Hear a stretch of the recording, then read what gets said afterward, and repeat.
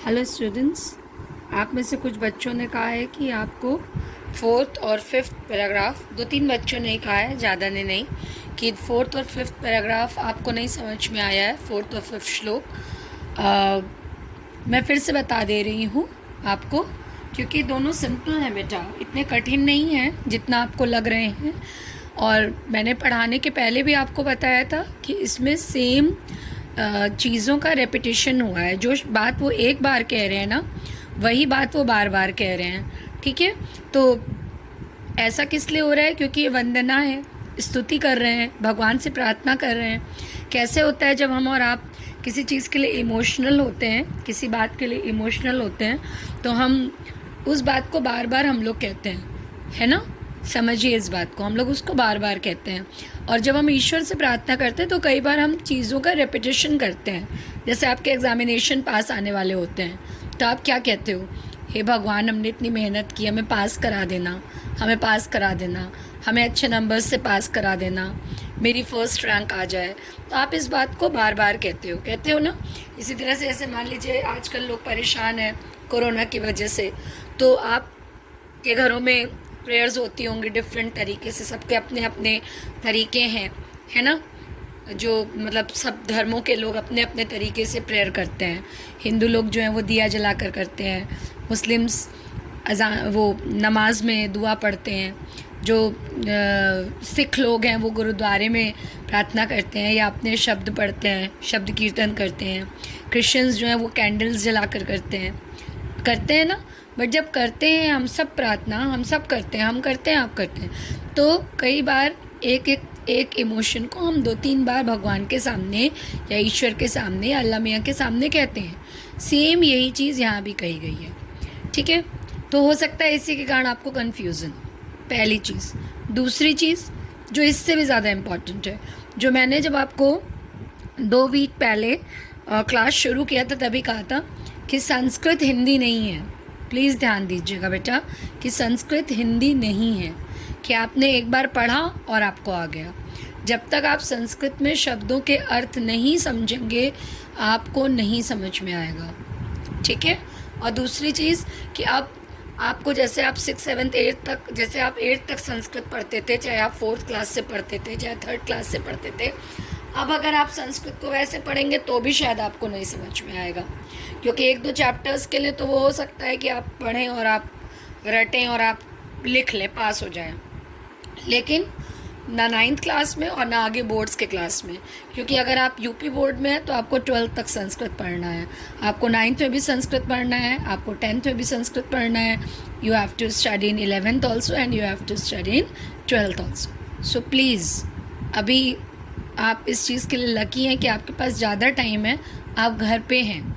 ठीक है, तो अभी जैसे आप एक श्लोक का अर्थ आपको लिखवा दिया जाता था और आप उसको रट करके और एग्ज़ाम में लिख आते थे, उस तरह से ना पढ़ करके बेटा आप शब्दों की मीनिंग्स याद करिए।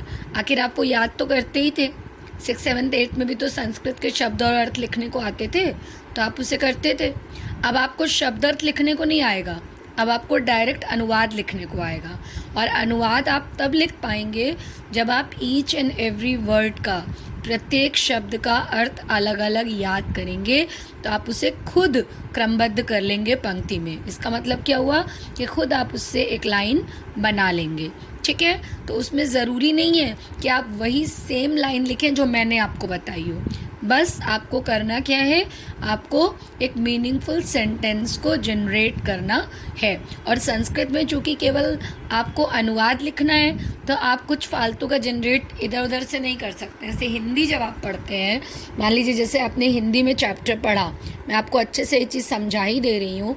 जैसे आपने 9th में हिंदी में चैप्टर 1 बात पढ़ा, ठीक है, या चैप्टर 3 गुरु नानक देव पढ़ा, तो जब आपने वो चैप्टर्स पढ़े, जब आपको टीचर ने पढ़ाए, तो उसमें आप टीचर की बात को समझते हैं और उसको फिर आप अपने शब्दों में लिखते हैं, है ना? आप कुछ शब्द टीचर के लेते हैं, कुछ शब्द अपनी मैम के लेते हैं और कुछ शब्द खुद लिखते हैं और उसकी आप एक्सप्लेनेशन करते हैं। ओके, करते हैं ना? लेकिन संस्कृत में आप ये नहीं करेंगे। क्यों? क्योंकि संस्कृत में टू द पॉइंट आपको आंसर लिखना है, टू द पॉइंट आपको अनुवाद लिखना है। जैसे 2 + 2 4 होता है, तो आपको 4 ही लिखना है। जब आपसे संस्कृत में 2+2 पूछा जाएगा तो आपको उसका मतलब 2+2 का मतलब 4 ही लिखना है।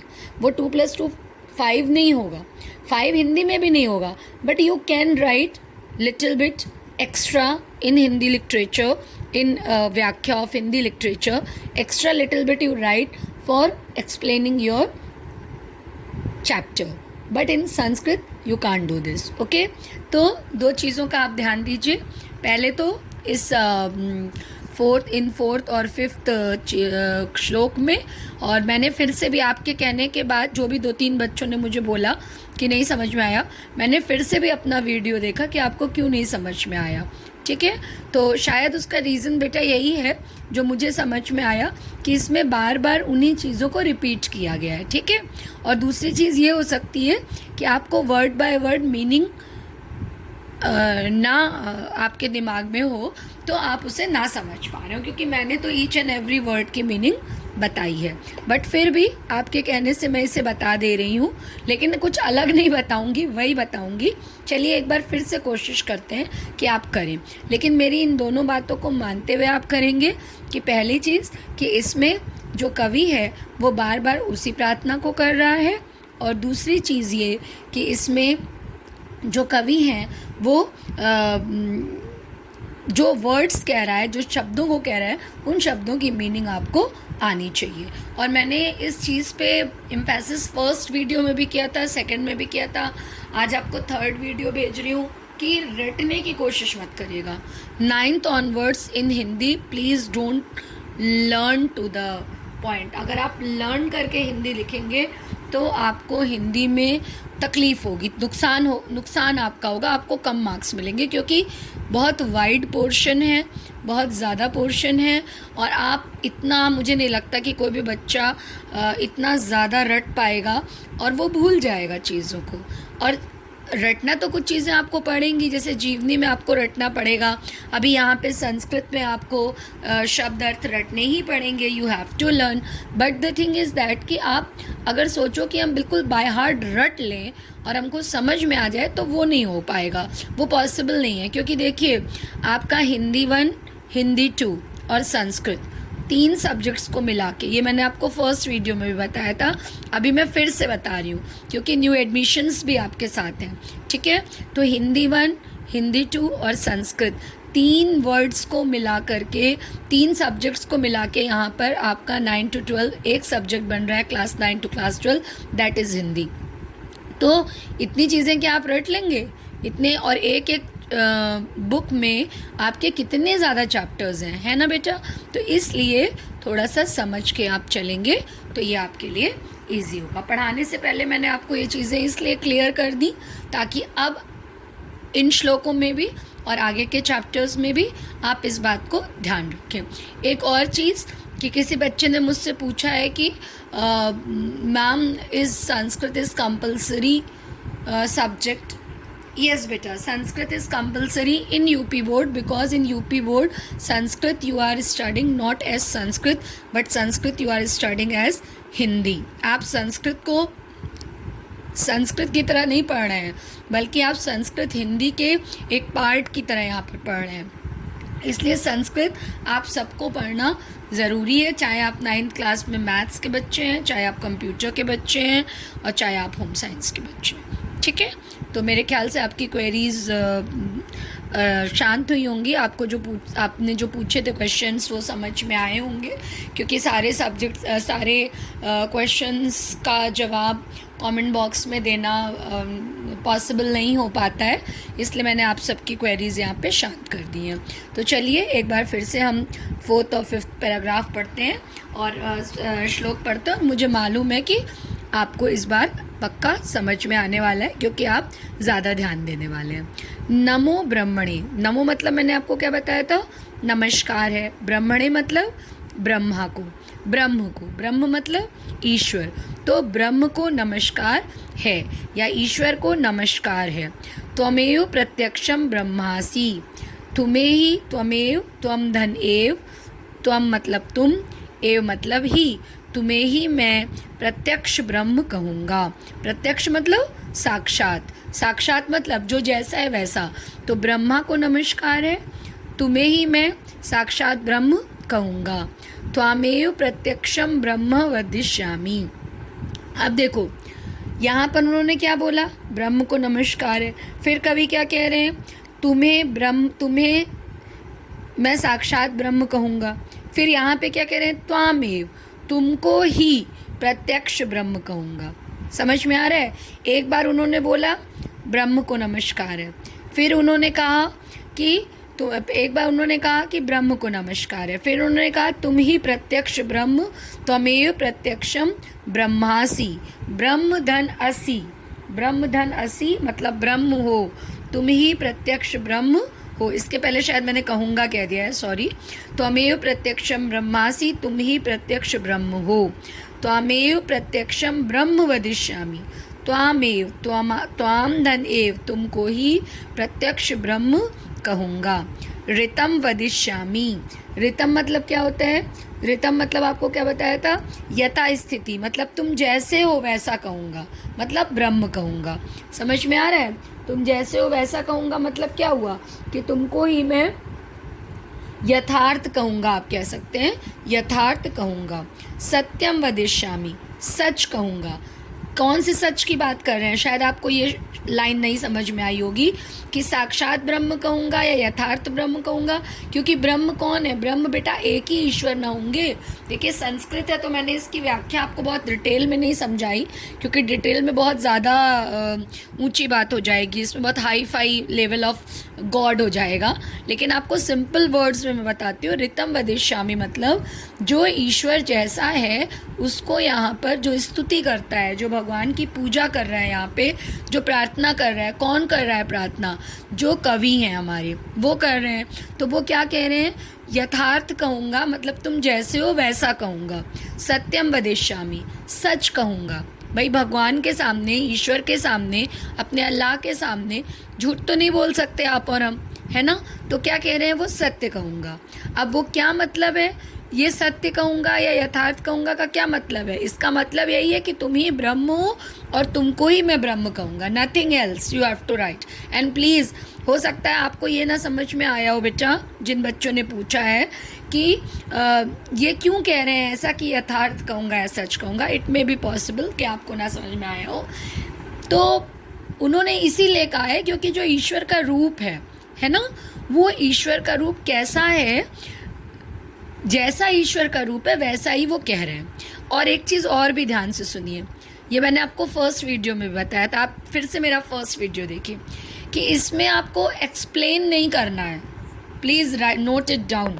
जैसे आप गुरु नानक देव आपने पढ़ा होगा ना हिंदी में, तो आपको मैम ने काफ़ी एक्सप्लेन किया होगा चैप्टर, है ना, क्योंकि उसमें बहुत सारी चीज़ें हैं, तो वो एक्सप्लेन करेगा टीचर आपको। लेकिन संस्कृत में आपको केवल अनुवाद लिखना होता है, ठीक है, समझ में आ रहा है। जैसे हिस्ट्री में है, हिस्ट्री में आपको कोई जब डेट पूछी जाती है, you just see the example. History में जब आपसे कोई डेट पूछी जाती है कि 1957 की क्रांति में रानी लक्ष्मीबाई का समय क्या था, ओके, मान लीजिए आपसे ये पूछा गया कि 1957 की क्रांति में रानी लक्ष्मीबाई का समय क्या था, एग्जैक्ट डेट बताइए, तो आपको वो डेट बतानी पड़ेगी।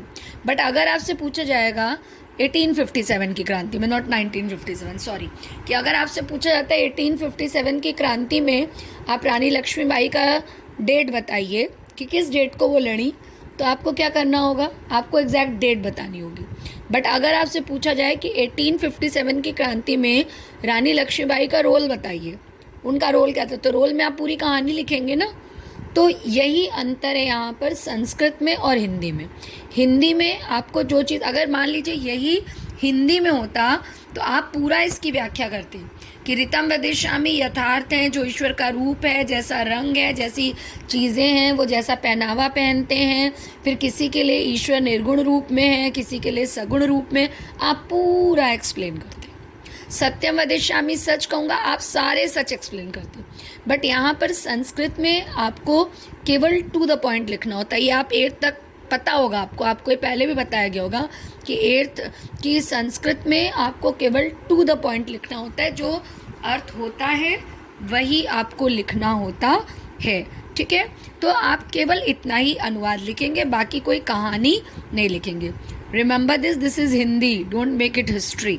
मैं हमेशा क्लास में बच्चों से ये चीज़ कहती हूँ, बेटा this is Hindi, you write, you explain in Hindi, you write, you do the अनुवाद in Sanskrit, but don't make it history. कहानी नहीं लिखनी है, टू द पॉइंट लिखना है। फिर तन माम अवतु, तन माम भवतु, तन माम अवतु, ये मैंने आपको अलग अलग बताया था। तत्, ये जो तन माम अवतु का मतलब है, तत् धन माम धन अवतु। तत् मतलब इसलिए, माम मतलब मेरी, अवतु मतलब रक्षा करो। इसलिए ईश्वर तुम मेरी रक्षा करो। तद वक्तारम अवतु। वक्तारम, वक्ता मतलब बोलने वाला। यहाँ पर बोलने वाला कौन है? यहाँ पर बोलने वाले आप और हम नहीं हैं, ना हम है ना आप है। कौन है? स्तुति करता, जो कवि है। तो वक्ता की रक्षा करो या कवि की रक्षा करो। देखिए यहाँ पर उन्होंने क्या कहा, इसलिए मेरी रक्षा करो, वक्ता की रक्षा करो। सेम चीज़ वो आगे कह रहे हैं, अवतु माम अवतु वक्तारम। अवतु माम, मेरी रक्षा करें, वक्ता की रक्षा करें। मेरी रक्षा करें, वक्ता की रक्षा करें। समझ में आ गया? एक बार फिर से बता दे रहे हैं, ठीक है।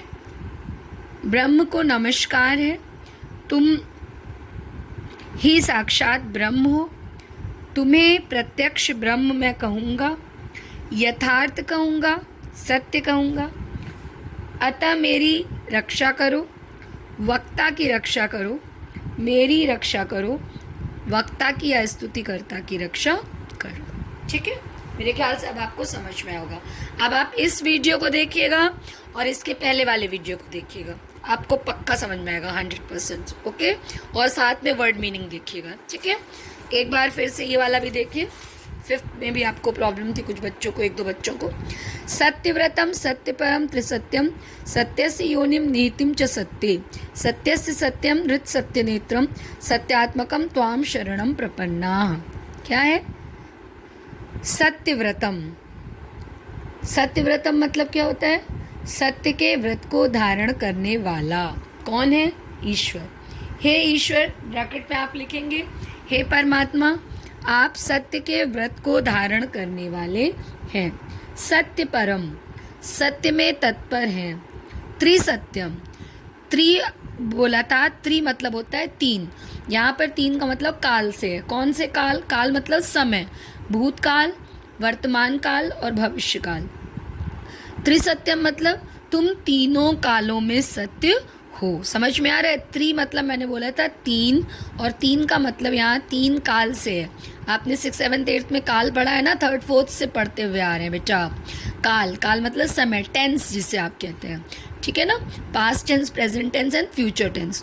तो 3 लोकों में सत्य हो, 3 कालों में सत्य हो। सत्यस्य योनिम, योनि मतलब जन्म देना, सत्यस्य मतलब सत्य की। तुम सत्य के जन्मदाता हो। क्या हो? सत्यस्य मतलब सत्य के। बालक का रूप भी बताया था मैंने आपको कि बालकस्य मतलब षष्ठी विभक्ति है यहाँ पर। सत्यस्य, सत्यस्य सत्य की जन्मदाता हो। योनि मतलब जन्मदाता, सत्य के जन्मदाता हो। तुम सत्य के जन्मदाता हो। निहितम च सत्य, और सत्य में निहित हो, मतलब सत्य में तुम ही हो, सत्य में कोई और नहीं है। सत्य में कौन है? ईश्वर ही है। सत्यस्य सत्यम, सत्य के भी सत्य हो, सत्य के भी सत्य हो। ठीक है। ऋत सत्य नेत्रम, ऋत और सत्य नेत्र वाले हो, ऋत और सत्य रूपी नेत्र वाले हो। सत्यात्मकम, सत्य धन आत्मकम, मतलब तुम सत्य स्वरूप हो। सत्य मतलब सच, आत्मकम मतलब स्वरूप, स्वरूप। तो तुम सत्य के स्वरूप हो।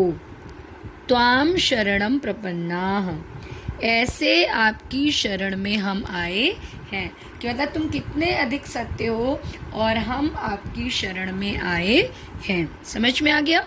अब फिर से इसको आप देखिए, वर्ड बाय वर्ड देखिए। आपको मैंने वर्ड मीनिंग बताई भी है और आपकी बुक में भी यहाँ पे शब्दार्थ लिखे भी हैं, अगर आपको नहीं समझ में आ रहा है। अब आप मेरा ये वीडियो देखिए और पुराना वीडियो देखिए लास्ट वीक का, तो आपको पक्का समझ में आएगा। ठीक है, एक बार फिर से बता दे रहे हैं इसको। कि हे ईश्वर, हे परमात्मा, आप ब्रैकेट में लिखेंगे, तुम सत्यव्रती हो, सत्य में तत्पर हो, तीनों कालों में सत्य हो, भूतकाल, वर्तमान काल और भविष्य काल, इसको आप ब्रैकेट में लिखेंगे। सत्य के जन्मदाता हो, सत्य में निहित हो, सत्य के भी सत्य हो, ऋत और सत्य रूपी नेत्र वाले हो, सत्य स्वरूप हो, ऐसे आपकी शरण में हम आए हैं। So I hope so that you are understanding. Now you will understand. Thank you.